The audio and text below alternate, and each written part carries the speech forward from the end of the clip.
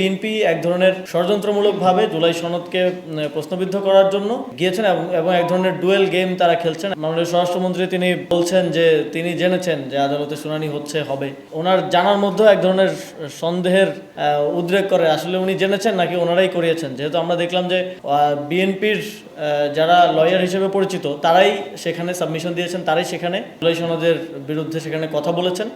তো আমরা মনে করছি যে বিএনপি এক ধরনের ষড়যন্ত্রমূলকভাবে জুলাই সনদকে প্রশ্নবিদ্ধ করার জন্য এবং জুলাই সনদে যেই বিষয়গুলো আছে সেগুলো বাস্তবায়ন করার ক্ষেত্রে এক ধরনের স্বেচ্ছাচারিতা করার জন্য এই বিষয়টাকে প্রশ্নবিদ্ধ করার জন্য আদালতে গিয়েছেন এবং এক ধরনের ডুয়েল গেম তারা খেলছেন এবং এর মধ্য থেকে তারা সিলেক্টিভ সংস্কারের বিষয়ে কথা বলছেন। আমরা দেখছি যে সংসদের ডেপুটি স্পিকারের বিষয়ে কথা বলছেন, অথচ ঐকমত্য কমিশনে ঐকমত্য হয়েছিল যে সবগুলো বিষয়ে আমরা একটা জায়গায় এসেছিলাম এবং সেটা গণভোটের মাধ্যমে জনগণের লেজিটিমেসি নেওয়া হয়েছিল সেটার পক্ষে। কিন্তু এখন এক ধরনের সাপ লুডো খেলার মতো পিক অ্যান্ড চুজ করা হচ্ছে যে এটা আমরা করছি এবং আমরা এখানে উদারতা দেখাচ্ছি, এক ধরনের উদারতা দেখানোর মতো পপুলিস্ট কার্যক্রম হচ্ছে বলে আমরা মনে করি।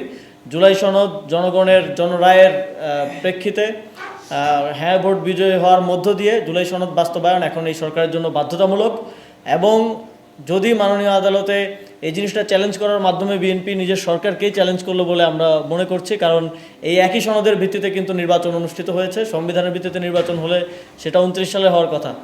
তো যদি এই ধরনের কোনো রায় আসে জুলাই সনদের বিরুদ্ধে এবং যেই আদেশের ভিত্তিতে এই নির্বাচন হয়েছে সেই আদেশের বিরুদ্ধে, তাহলে এই সরকার এবং এই সংসদও বাতিল হয়ে যাওয়ার এক ধরনের সম্ভাবনা কিন্তু রয়েছে।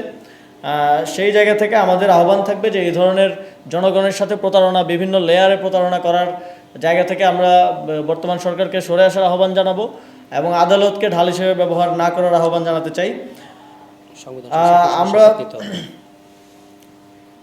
আমরা ইতিমধ্যেই জানিয়েছি এবং বলেছি, বারবার বলছি যে এখনও অধিবেশনের আরও কিছুদিন সময় বাকি আছে এবং এখনও সময় আছে।